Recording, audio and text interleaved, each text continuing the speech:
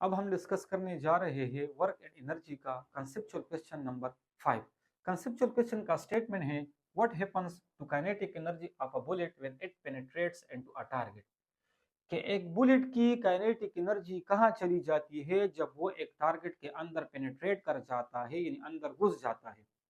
तो याद रखना वो जो काइनेटिक एनर्जी होती है वो और मुख्तलिफ एनर्जी में क्या हो जाती है, कन्वर्ट हो जाती है। तो इसको मजीद समझने के लिए हमने इस फिगर को देखना होगा। अगर हम इधर देखें तो लेट सपोज ये मेरा टारगेट है और ये बुलेट है।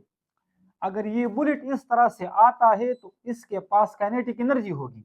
जैसे ही ये बुलेट इस टारगेट को हिट करता है तो इस दौरान यहाँ पर कुछ साउंड एनर्जी प्रोड्यूस हो जाती है, यानी काइनेटिक एनर्जी का जो कुछ हिस्सा है वो साउंड में कन्वर्ट हो जाती है। इसके साथ साथ यहाँ पर हीट भी प्रोड्यूस हो जाता है। तो उस काइनेटिक एनर्जी का कुछ हिस्सा जो है ना हीट एनर्जी में कन्वर्ट हो जाती है। और इसके अलावा ये जो बुलेट है ये इस तरह से इस टारगेट के अंदर जब पेनेट्रेट करेगा तो टारगेट इसको अपोज करने की कोशिश करेगा। जब अपोज करने की कोशिश करेगा तो उस अपोजिंग फोर्स को हम क्या कहेंगे, रिटार्डिंग फोर्स कहेंगे। अगर बुलेट इस तरह से जा रहा है तो ये जो टारगेट है ये उसको अपोज करेगा, इस पर एक अपोजिंग फोर्स लगाएगा। तो ये बुलेट इस अपोजिंग फोर्स के अगेंस्ट वर्क करेगा, यानी इसकी जो काइनेटिक एनर्जी है ये इस अपोजिंग फोर्स के अगेंस्ट क्या करेगा, वर्क करेगा। इस तरह से ये बुलेट जाते जाते इधर कुछ खास पॉइंट पर या कुछ खास डिस्प्लेसमेंट इस टारगेट के अंदर कवर करके रुक जाएगा। तो जब रुक जाएगा उस पॉइंट पर इसकी जो फाइनल वेलोसिटी होगी वो क्या होगी, जीरो होगी। और जब बुलेट इस तरह से मूव करता है तो जाहिर बात है इस वक्त इसके पास कुछ इनिशियल वेलोसिटी होगी जो कि not equal to the zero होगी। तो इसका मतलब ये है कि जब ये बुलेट इस टारगेट के अंदर पेनिट्रेट करता है तो ये bullet work done against the retarding force करता है। तो काइनेटिक एनर्जी उस work done against the retarding force में भी कन्वर्ट हो जाती है।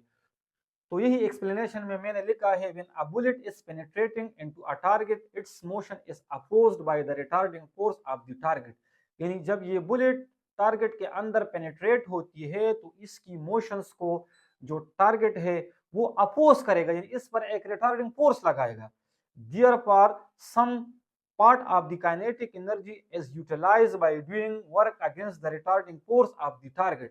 तो इसमें से कुछ जो काइनेटिक एनर्जी होगी वो work done against the retarding force करेगा, उधर यूज हो जाएगी। while some part of kinetic energy is converted into heat energy and sound energy। और कुछ काइनेटिक एनर्जी हीट और साउंड के फॉर्म में कन्वर्ट हो जाती है। जैसा कि मैंने आपको पहले बताया कि जब ये बुलेट इस टारगेट को हिट करेगा तो यहाँ पर साउंड भी प्रोड्यूस होगा, तो कुछ काइनेटिक एनर्जी साउंड में कन्वर्ट हो जाएगी। और साथ में इधर जब ये इसको हिट करेगा तो हीट भी प्रोड्यूस होगा, तो कुछ एनर्जी हीट एनर्जी में भी कन्वर्ट होगी। इस तरह से जाते जाते ये जब work done against the retarding force करेगा तो एक फ्रिक्शन फोर्स भी होगा, यानी वो उस फ्रिक्शन फोर्स की वजह से भी कुछ हीट प्रोड्यूस होगा, तो कुछ एनर्जी हीट में कन्वर्ट हो जाएगी। मैथमेटिकली अगर इसको हम इक्वेशन की मदद से समझने की कोशिश करेंगे, during penetration velocity of the bullet is changing from v i to v f. जब ये बुलेट इस टारगेट के अंदर पेनिट्रेट करेगा तो इसकी वेलोसिटी चेंज होगी, इनिशियल कुछ वेलोसिटी होगी और फाइनली जाके ये जब रुक जाता है तो उसकी फाइनल वेलोसिटी कहलाती है जो कि जीरो होगी। Know from work energy theorem, हमें वर्क एनर्जी थ्योरम से मालूम है जब वर्क होगा वो बराबर होगा चेंज इन काइनेटिक एनर्जी, यानी final kinetic energy minus initial kinetic energy. फिर उसके बाद वर्क किसके बराबर, final kinetic energy minus initial kinetic energy. Bullet तो वही है, मास वही रहेगा, 1/2 भी वही रहेगा, लेकिन वेलोसिटी में चेंज आएगा।